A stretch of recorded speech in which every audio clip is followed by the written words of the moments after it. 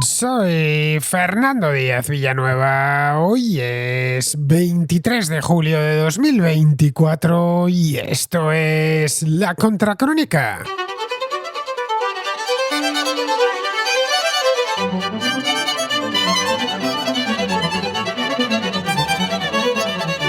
Un fallo informático puso en jaque al mundo entero el viernes pasado. Miles de usuarios se vieron afectados. Operaciones bancarias, empresas, aeropuertos, tiendas y servicios de emergencia quedaron paralizados durante unas horas. Las aerolíneas, con sus sistemas inservibles, se vieron obligadas a cancelar vuelos, ocasionando el caos en los principales aeropuertos, donde las colas y el enfado de los viajeros se multiplicaron. Pocas veces ha sido tan visible la fragilidad que nuestra sociedad tiene a causa de los sistemas informáticos como el viernes pasado. A media mañana en Europa todos se preguntaban qué diablos estaba pasando, por qué tantas pantallas se habían teñido de color azul indicando un error del sistema. Se temía que era un hackeo masivo con malévolos objetivos, pero no, era algo mucho más simple. Todo se debió a una actualización que realizaron desde CrowdStrike, un importante proveedor de software especializado en ciberseguridad que echó abajo millones de sistemas, tanto personales como corporativos, en todo el mundo. Los ordenadores y tabletas con Windows dejaron de funcionar en países de todo el planeta y en las redes sociales se difundieron noticias de reinicios forzados de dispositivos. Muchas de las máquinas afectadas no pudieron reiniciarse y en su lugar mostraban una pantalla de error de color azul, la conocida en el argot informático como pantalla azul de la muerte. El fallo afectó a toda la economía. Instituciones financieras, organismos públicos y empresas de todos los ramos reconocieron problemas técnicos en sus operaciones. Supermercados, hospitales y escuelas anunciaron que no podían prestar servicio porque los ordenadores no les funcionaban. En Estados Unidos fallaron incluso los juzgados, que tuvieron que retrasar o posponer los juicios. Los mercados financieros también sintieron el golpe, pero pudieron funcionar con relativa normalidad durante toda la jornada. El hecho de que una única actualización de un único proveedor pueda afectar a tantas empresas, desde los mostradores de facturación de las aerolíneas hasta las salas de videoconferencias, es una advertencia sobre la dependencia tecnológica de nuestro mundo. Si bien fallos anteriores, muy aireados, como el de Google en 2020, también dejaron millones de afectados, la dependencia creciente por parte de empresas y particulares de herramientas movidas por inteligencia artificial hace que cada nueva incidencia se cobre más víctimas y sea más costosa. La interrupción del servicio del viernes también pone de relieve los riesgos que implica depender de herramientas centralizadas, como las que ofrece CrowdStrike. Por un lado, el hecho de que tantas empresas utilicen estas herramientas contribuye a que sean más eficaces a la hora de detectar y bloquear ataques externos, pero también pone de manifiesto que un simple error en una actualización puede paralizar en un instante grandes áreas de la economía mundial. El director ejecutivo de CrowdStrike, George Kurtz, dijo en una anotación en X que identificaron rapidísimo el problema y lo solucionaron también muy rápido, a la velocidad del rayo, pero el daño ya estaba hecho. Las acciones de CrowdStrike se desplomaron un 11% el viernes y también cayeron ligeramente las de Microsoft. El fallo ya está solucionado, aunque no ha sido algo inmediato. Durante todo el fin de semana se presentaron problemas. El aviso de cómo todo, o casi, se puede caer en cuestión de segundos queda ahí. Arreglo no existe, ya que sin estos sistemas nuestro mundo simplemente no podría funcionar.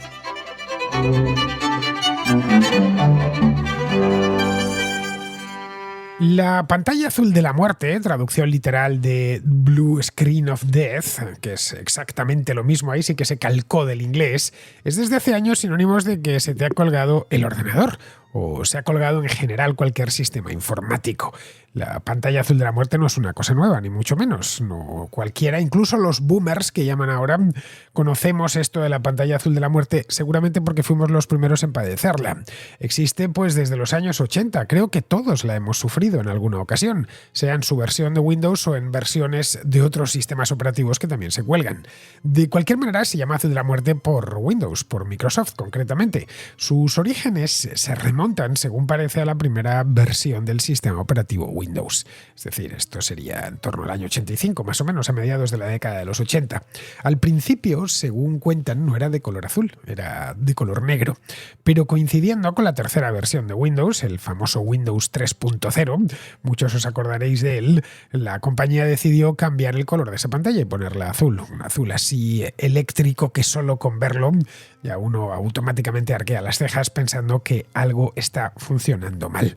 El hecho es que esta pantalla siempre ha estado ahí. Yo la primera versión de Windows que recuerdo haber utilizado, siendo todavía un niño, era la Windows 3.0, así que para mí siempre ha sido azul, no la recuerdo negra. La pantalla azul de la muerte pasó a formar parte de la cultura popular, de hecho.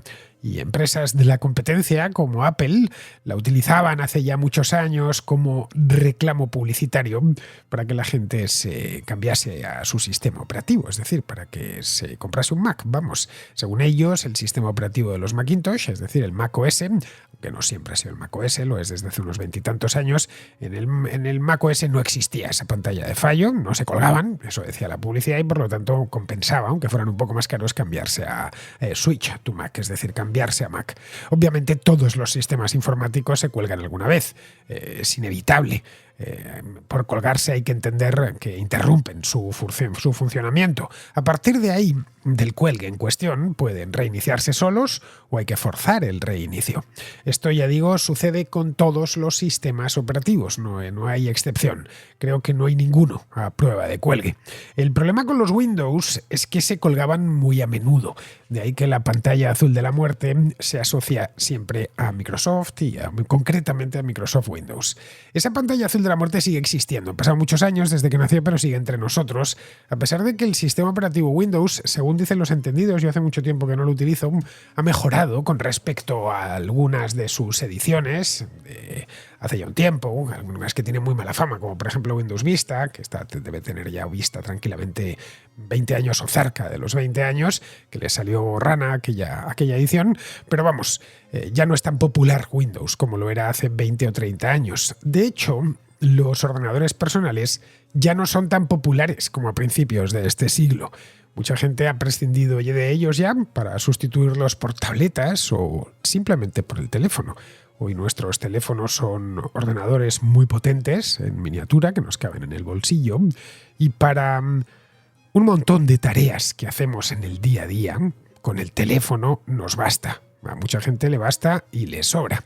Ahora bien, las empresas, pues todas las empresas sin excepción y muchísimos usuarios individuales necesitan un ordenador, ya sea porque tienen que manejar un montón de software, porque es más cómodo, evidentemente, bastante más cómodo que manejar que una tableta, o si tienes que pasar muchas horas delante. Evidentemente no es lo mismo mirar una pantallita de 5 o 6 pulgadas que una grande, ya sea porque el portátil es grande o porque te has comprado una pantalla, como es mi caso, que conectas al ordenador y que tiene una dimensión considerable. Y luego el hecho mismo de que el ordenador es más potente que el teléfono y permite hacer muchas más cosas. Yo estoy entre los que necesita un ordenador normal, vamos, un PC, aunque en mi caso es un Mac, pero vamos, que yo con el móvil no me podría apañar del todo.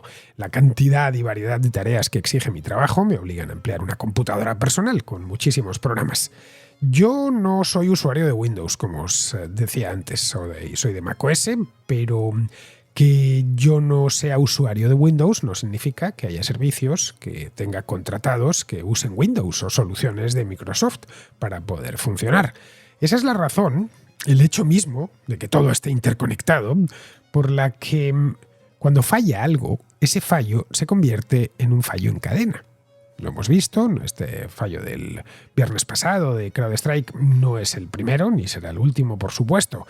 Lo que pasó en los aeropuertos, entiendo que alguno de vosotros os pillaría, quién sabe, en qué aeropuerto del mundo, haciendo cola o completamente desesperados, o no pudisteis volar porque cancelaron el vuelo. Se cancelaron miles de vuelos entre el viernes y el sábado pasado. Por la mañana en Europa, esto es madrugada en América, apareció de improviso y de manera total y absolutamente inesperada, claro, en millones de computadoras de todo el mundo a la vez el aviso la pantalla azul maldita. Y esto viene a poner de manifiesto y a decirnos dos cosas. Uno, la ubicuidad de Microsoft en empresas y en lugares de trabajo. sigue siendo altísima. Y 2, como una tercera empresa, en este caso CrowdStrike, actualizando un simple antivirus puede echar abajo millones de equipos que corren Windows. Bueno, esa es la razón por la que algunos profesionales de la ciberseguridad aseguran que Microsoft no ha tomado lo suficientemente en serio hasta la fecha las vulnerabilidades de su propio software. El error vino, como os decía, de esta empresa, de CrowdStrike, que era una empresa, en fin, que no era muy conocida, todo hay que decirlo, más allá de los entendidos. La mayor parte de la gente no ha oído hablar de CrowdStrike en su vida. Es una compañía estadounidense que programa antivirus, soluciones de ciberseguridad, porque programa unas cuantas cosas más. Pero casi nadie conocía este nombre, más allá de los profesionales del ramo, diría yo. A pesar de eso, no es precisamente pequeña. He ido a mirar qué tamaño tiene. Es una empresa de ciberseguridad dentro de lo que hay grande. Tiene más de 7.000 empleados en todo el mundo. Cotiza en el Nasdaq, en el S&P 500 y, en fin, se dedica a la seguridad informática, es decir, a prevenir ataques externos mediante un software muy sofisticado. Es una empresa relativamente joven. Fue fundada en el año 2011 concretamente y su sede está en Texas, en Austin. Es una de las decenas y decenas de empresas de ciberseguridad que a lo largo de las últimas 2 décadas se han ido creando con la promesa de hacer que Windows sea un sistema más seguro. Microsoft, de hecho, tiene su propio software competidor del de CrowdStrike, concretamente del Falcon, que es el que ha fallado, que se llama Windows Defender. No sé si lo conoceréis, pero a mí desde luego me suena. Pero CrowdStrike no ofrece servicios al gran público, no está focalizado en el gran público, sino ofrece servicios a otras empresas, trabaja para otras empresas. Muchos usuarios corporativos de Microsoft lo que hacen es valerse de uno de sus productos más famosos, llamado Falcon, que sirve para proteger sus sistemas y para evitar el malware. Esto es lo que en terminología técnica, según me he podido enterar, yo desconocía esto hasta que me puse a preparar el programa este fin de semana, es lo que se conoce como EDR. EDR es un acrónimo de Endpoint Detection and Response, es decir, detección y respuesta en el punto final. Su función, los detalles técnicos de esto, no sé cómo funcionarán, pero me puedo imaginar cuál es la manera de funcionar que tiene. Su función, en esencia, es monitorizar lo que sucede dentro del equipo en el que está instalado, obviamente. Buscar señales de actividad maliciosa, como por ejemplo el malware, y en el momento en el que detecta algo sospechoso, que puede hacerlo en cualquier momento y tiene que estar listo para actuar, bloquea inmediatamente esa amenaza.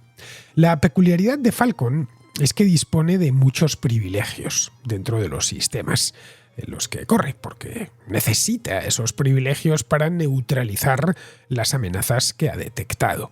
Es decir, para entender lo que es esto del privilegio, cualquier administrador de sistemas sabe perfectamente lo que es esto, cualquier informático, pero en la terminología técnica de los informáticos, tener un privilegio es poder acceder a ciertas partes del sistema que no se puede acceder normalmente, es decir, cuentas con privilegio para llegar hasta aquí o llegar hasta allá. Normalmente, cuando somos usuarios, disponemos de una serie de privilegios, podemos tocar hasta cierto punto. Más allá de ese punto ya no nos permite tocar el sistema operativo, a no ser que seamos unos manitas, sepamos código y todas estas cosas, y sepamos cómo saltarnos esas protecciones. Pero un usuario de a pie, como es mi caso, puede llegar hasta donde puede llegar, y aunque pueda llegar hasta cierto punto, la mayor parte de los usuarios de a pie no llegan hasta ahí, no bajan a ese nivel de detalle. Pero las aplicaciones por dentro, o los programas por dentro, el software, sí tiene que llegar a ese detalle, especialmente cuando se trata de un software de seguridad. El Falcon es un software de seguridad, no lo olvidemos. Tiene acceso a muchas de las rutinas internas, como, qué sé yo, la comunicación externa del equipo a través de la red, a través de Internet, qué programas se están ejecutando en ese momento, qué archivos se están abriendo y muchísimos más. Es como decía el otro día la prensa, que se publicaron muchísimos artículos entre el sábado y el domingo sobre este mismo tema. Es algo así lo del CrowdStrike, lo del Falcon, como un antivirus, esto más o menos nos hacemos todos una idea, pero un antivirus con esteroides.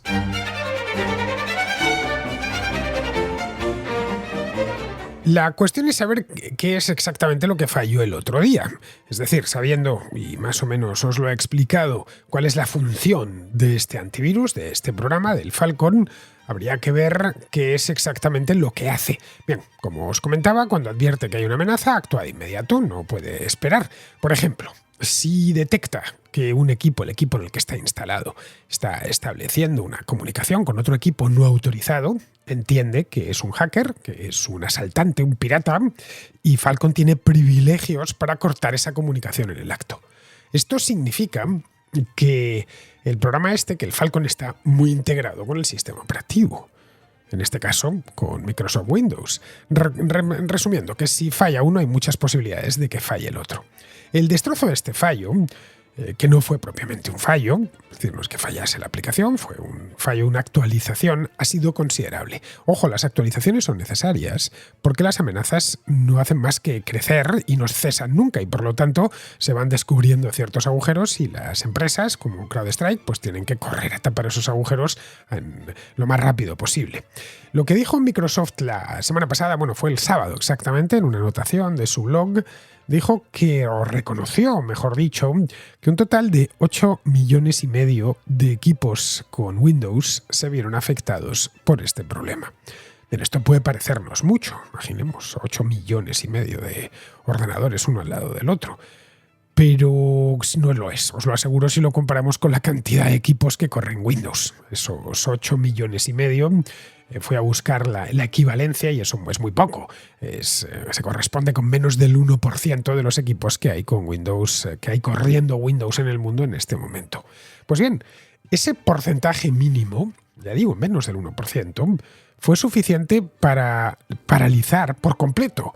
Y si estuvisteis atascados en un aeropuerto o no pudisteis pagar en un supermercado, sabéis perfectamente lo que digo porque lo sufristeis en vuestras propias carnes. Vamos, que no pudisteis tomar el avión y os tuvisteis que volver a casa o esperar, Dios sabe la cantidad de horas que os tocó esperar en el aeropuerto.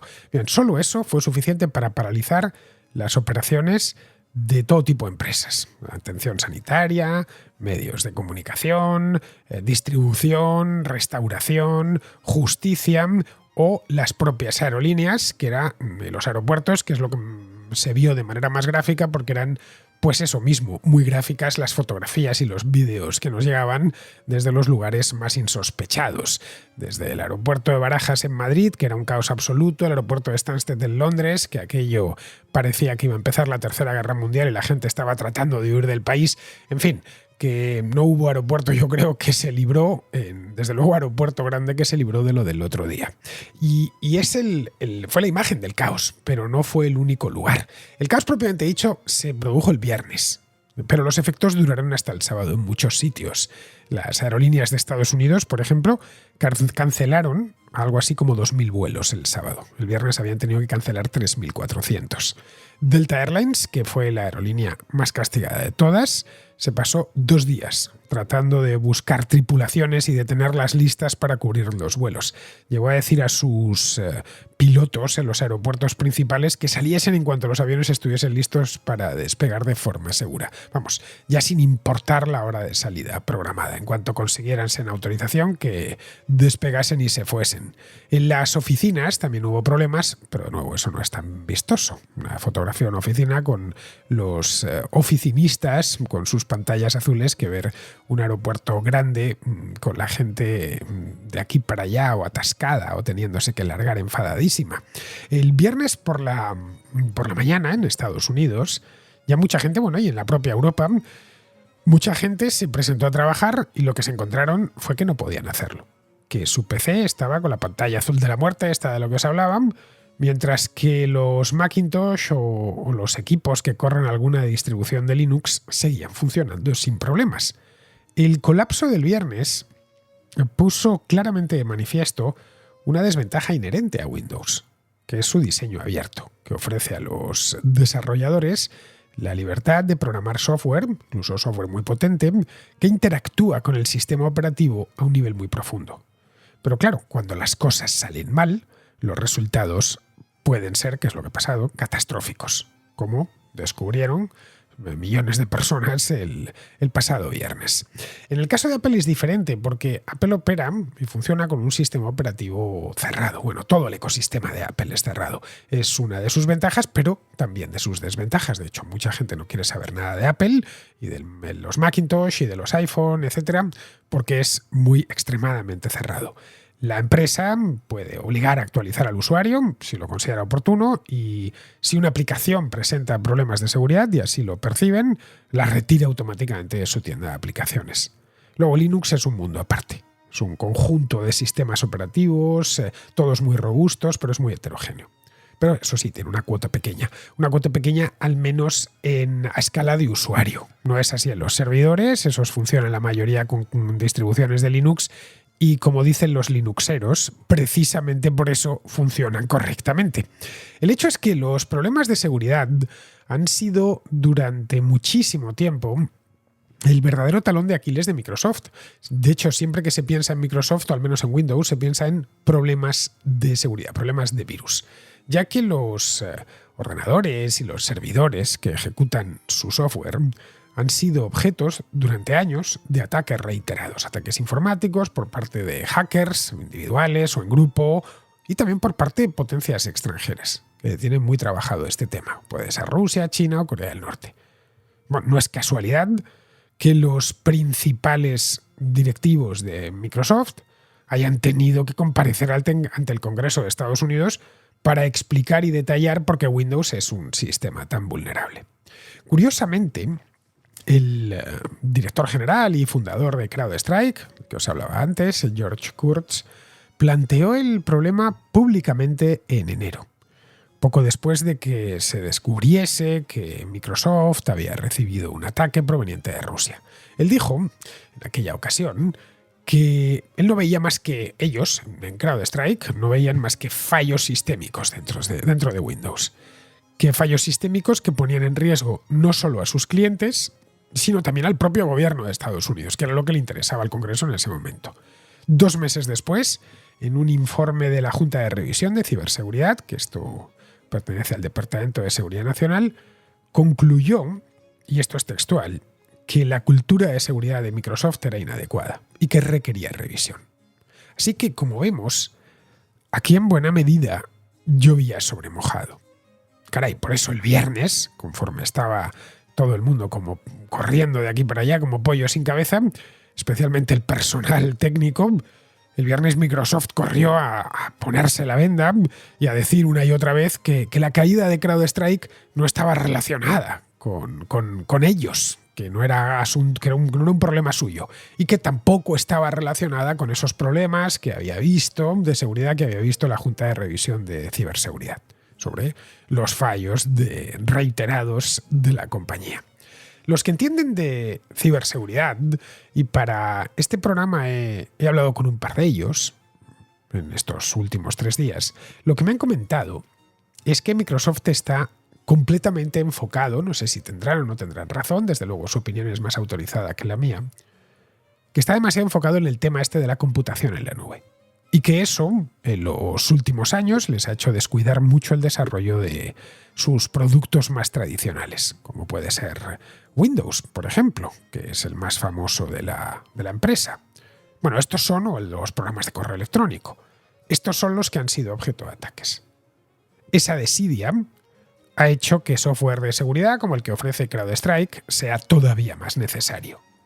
En esto, de cualquier manera, repito, no falló Windows, falló CrowdStrike.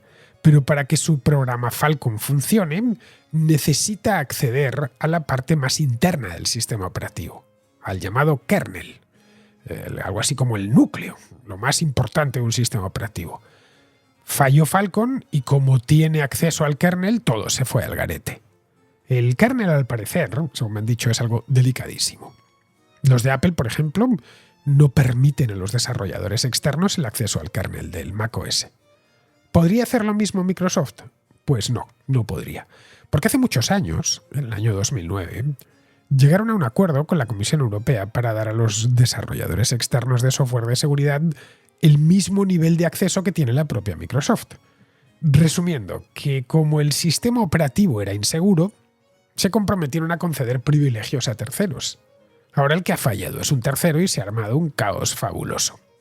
En fin, que esto nos sirva de lección sobre lo dependiente que es nuestra sociedad de los sistemas informáticos. Seguramente podríamos vivir sin ellos, obviamente, como también podríamos vivir sin electricidad y sin conexión a internet y sin agua corriente. Pero nuestra vida sí que sería lamentable y caótica. Así que hemos de aprender a convivir con estas cosas.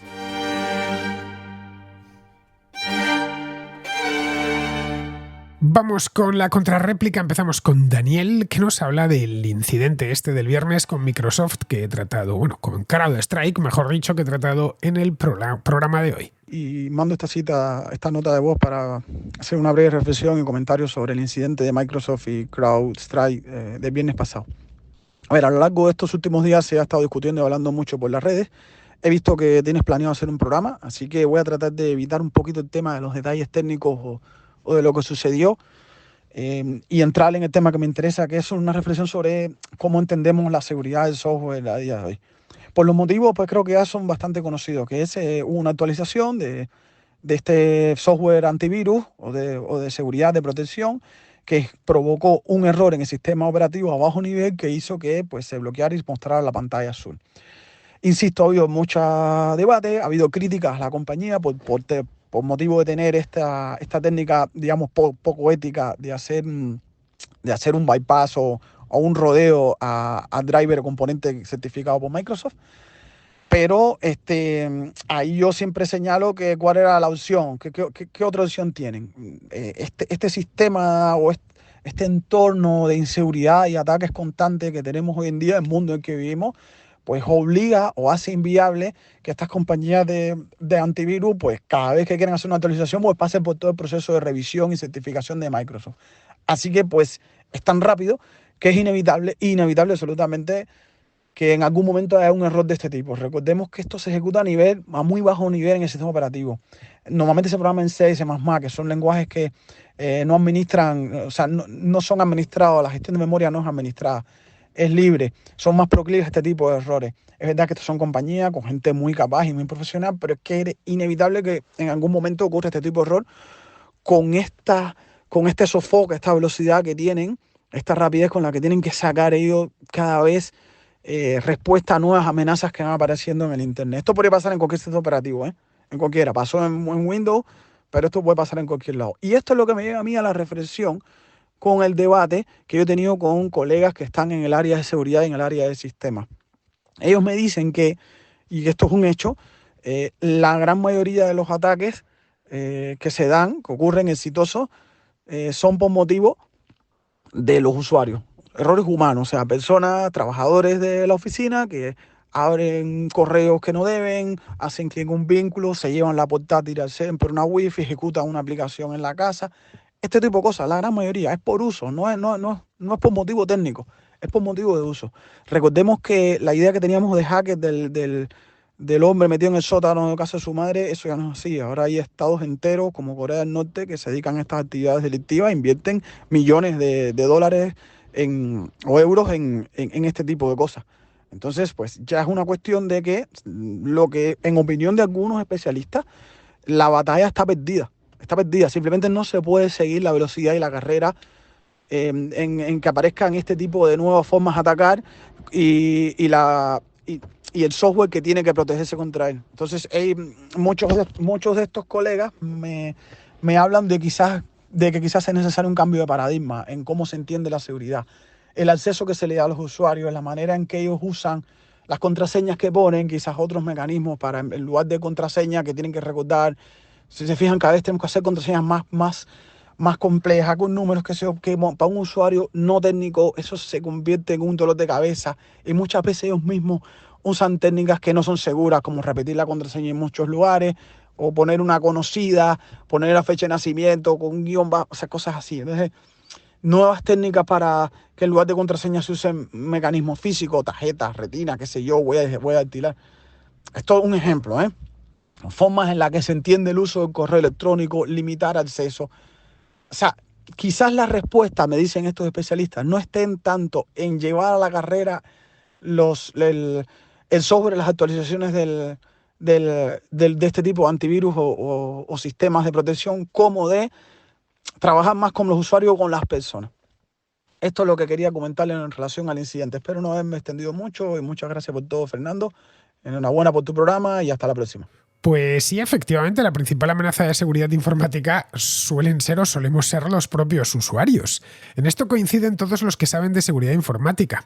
Recuerdo hace muchos años, pues debió ser a principios de siglo, una cosa así, que en una revista, creo que era The Economist, aparecía, todavía yo la compraba en papel, no os digo más, aparecía un anuncio de una empresa de ciberseguridad, no me acuerdo de cuál, quizá era Norton o McAfee, no tengo ni idea, pero era seguro una empresa antivirus. Bueno, pues aparecía en el anuncio, estaba pues creo que a página completa, o a media página.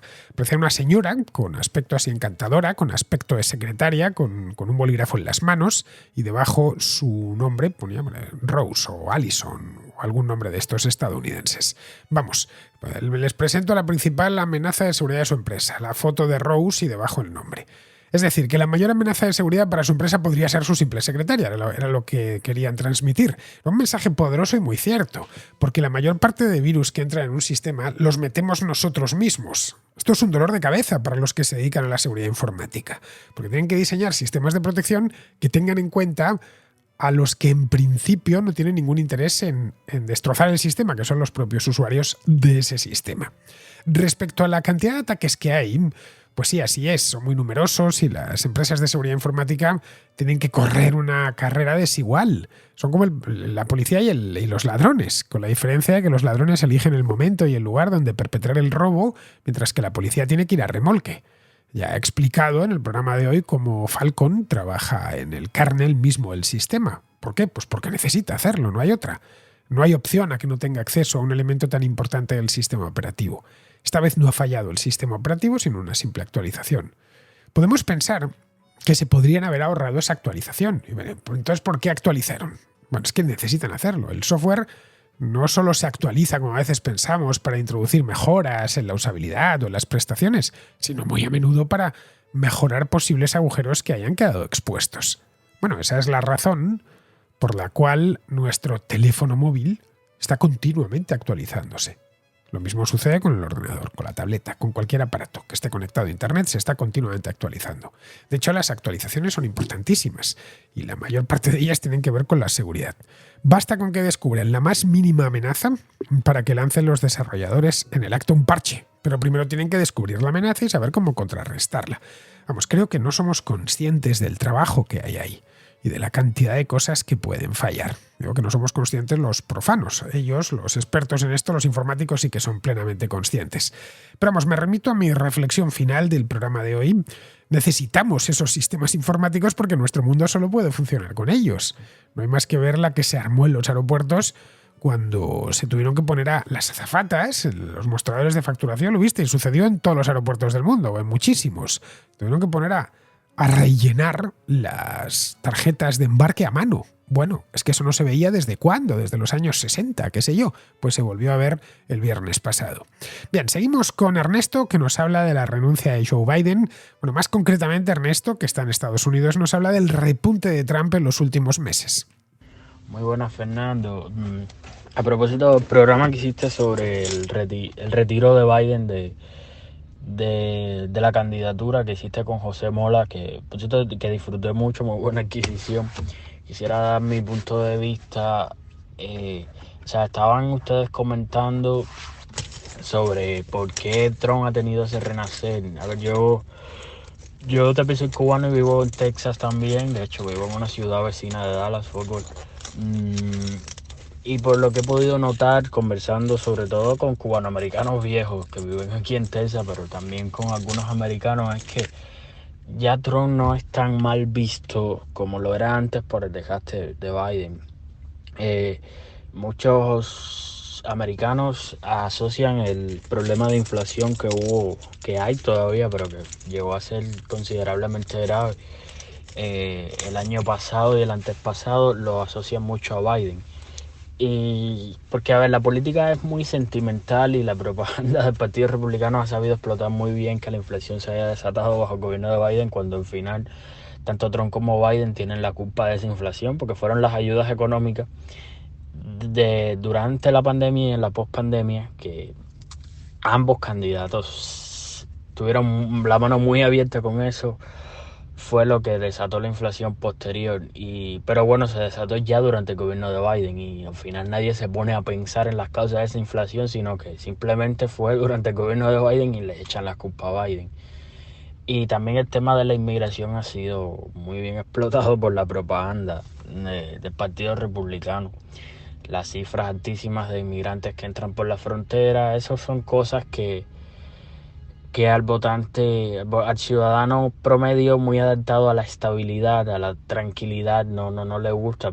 Incluso aunque no ha habido un aumento de la criminalidad, como si por ejemplo se ha visto en Europa que ha habido cierto aumento de la criminalidad que puede ser fácilmente asociable a la inmigración, no ha sido el caso en Estados Unidos, pero aún así creo que esas son las dos claves fundamentales de un poco el renacimiento que ha tenido Trump. Sobre todo, de hecho, la figura de Banks muy llamativa en este caso porque Vance era un republicano crítico, muy crítico con Trump, y de pronto después de los 4 años de Biden, de las cosas que han sucedido, cambia completamente eso. Y sí, a propósito de la división política, sí está candente. A veces en reuniones de amigos o familia que he estado entre cubanos aquí en Texas, eso se pone muy caliente. No se puede ni hablar de eso. Pero bueno, así están las cosas. Muchas gracias, Ernesto, por tu comentario desde muy cerquita de donde se encuentra José. Como decía ayer, José vive en Dallas y tú, por lo que has comentado, vives en Fort Worth, que forma parte de esa conurbación conocida como Dallas-Fort Worth, que cubre una superficie muy extensa y que tiene algo así como 8 millones de habitantes. La razón por la que Donald Trump ha tenido este renacer en los últimos meses es algo que están estudiando en Estados Unidos y que ayer José y yo tratamos un poco por encima, porque es que hace solo año y medio le daban por un candidato amortizado.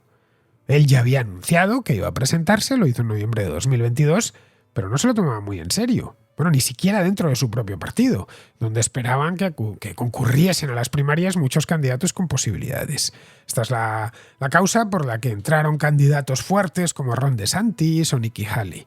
Ninguno de los dos consiguió nada y ya desde los caucus de Iowa, en enero, se pudo ver que iba a ganar Trump.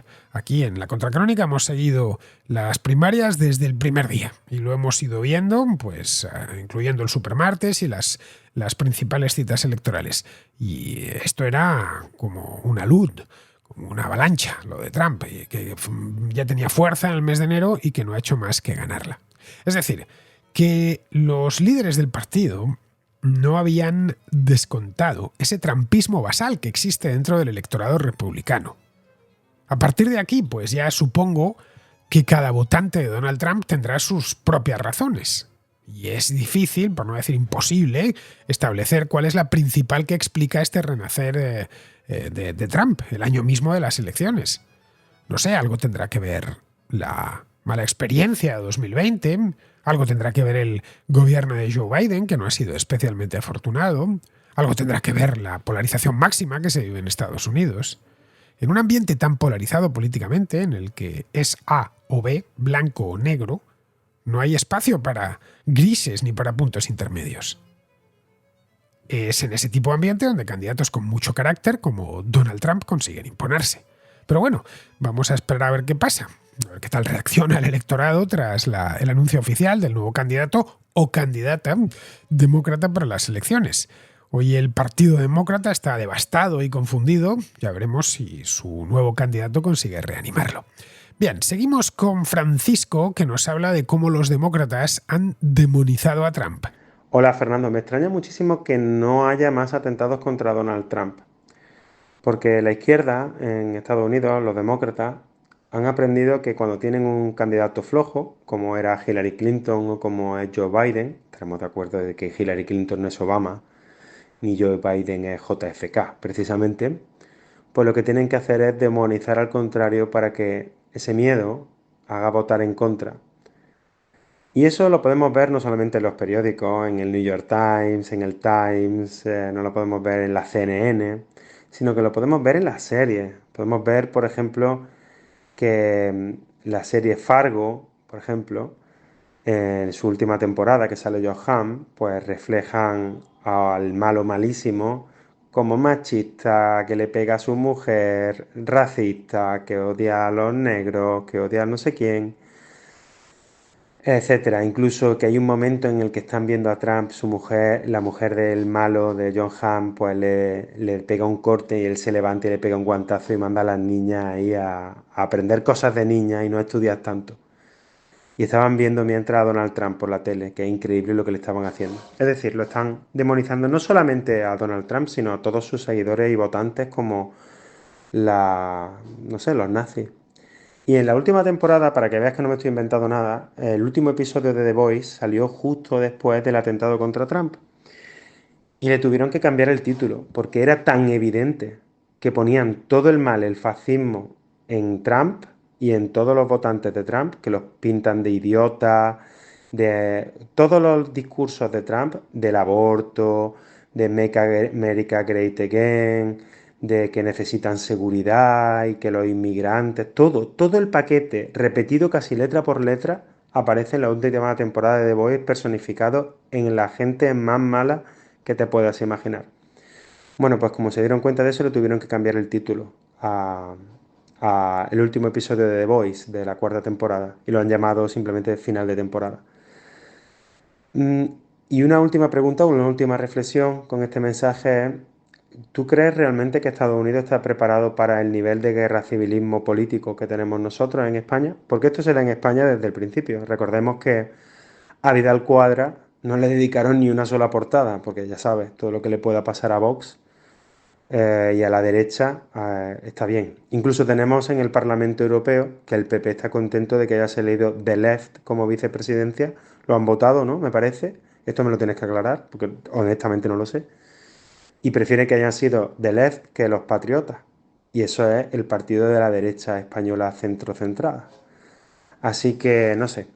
Bueno, muchas gracias por tu programa, Fernando, y enhorabuena, como siempre. Un abrazo a los contraescuchas. Esto de demonizar al adversario por parte de los demócratas no es algo nuevo, ¿eh? Lo hicieron con Nixon en 1968, lo hicieron con Reagan en 1980, con Bush hijo concretamente en 2004, siempre coincidiendo, como bien señalas, con candidatos demócratas débiles o flojos. En el 68 tenían a Hubert Humphrey, que era el antiguo vicepresidente de Johnson, después de una auténtica guerra civil dentro del partido en las primarias de aquel año. En 1980 tenían al presidente, a Jimmy Carter, que había devenido extremadamente impopular. Y en 2004 a John Kerry. Yo las del 80 y las del 68 no me acuerdo, pero las de 2004 me acuerdo a la perfección. En 2008, en cambio, tenían un candidato muy bueno, los demócratas, muy potente, que era Barack Obama, por lo que dejaron tranquilo al candidato republicano, que era John McCain. Lo mismo sucedió en 2012 con Mitt Romney. Eso sí, con Trump han batido todos los récords de demonización. En eso ha contribuido mucho el propio Trump, ya que les planta cara y trata de provocarles todo lo que puede. En 2016 la demonización no les funcionó, pero sí en 2020. Y están en la misma operación que entonces.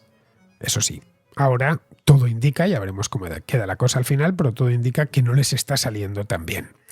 En cuanto a si Estados Unidos, mejor dicho, está preparado, esta pregunta que me haces directa, está preparado para niveles de polarización política como la que tenemos en España habitualmente, pues ¿qué quieres que te diga? La mayor parte de la gente, tanto en Estados Unidos como en España, se dedica a lo suyo, afortunadamente. La polarización luego va muy por barrios, en función de si estás interesado en política o no, es decir, si estás politizado. Lo que sí hay es más gente ahora interesada por la política que hace unos años, especialmente en Estados Unidos. De cualquier manera, en esto también hay que hacer analogía, también hay que irse al pasado. Estados Unidos ha tenido momentos peores, como por ejemplo la segunda mitad de los años 60, cuando había atentados terroristas, las manifestaciones contra el Vietnam, lo que quedaba del Ku Klux Klan actuando en los estados del sur, la presión de la Guerra Fría.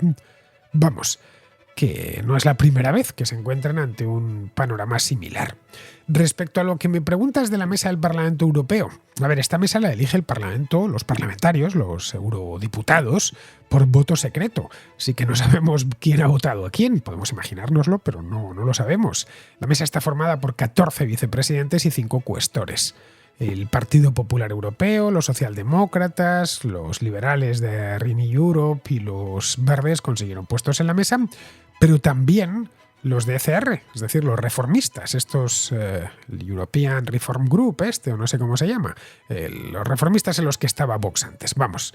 Y también sacó una vicepresidencia a la extrema izquierda, que a escala europea se llama The Left, que consiguió colocar a un eurodiputado francés, creo, de la Francia insumisa. Los de Patriotas por Europa no consiguieron ninguna vicepresidencia, pues porque no tuvieron diputados suficientes, es decir, votos suficientes por parte de los eurodiputados como para sacar una vicepresidencia. Pero vamos, eso se hace desde abajo, no lo nombra el presidente, él no coloca, no hace a su gusto la mesa, ni mucho menos. Bien, vamos a terminar ya, vamos con Pizarro, que nos habla de la retirada, la renuncia de Joe Biden. José ya demostró, más allá de toda duda posible, que está en una alarmante decadencia psíquica. Senil para ser candidato a cualquier cosa y senil para presidir nada. No hay maldad en la senilidad, pero sí irresponsabilidad en no reconocerla y en actuar ignorándola. Un cordial saludo de Pizarro. Y hasta aquí, queridos contraescuchas, llega la contracrónica de hoy. Ya sabéis, 23 de julio, mañana 24, y estaré aquí de vuelta. Hasta mañana.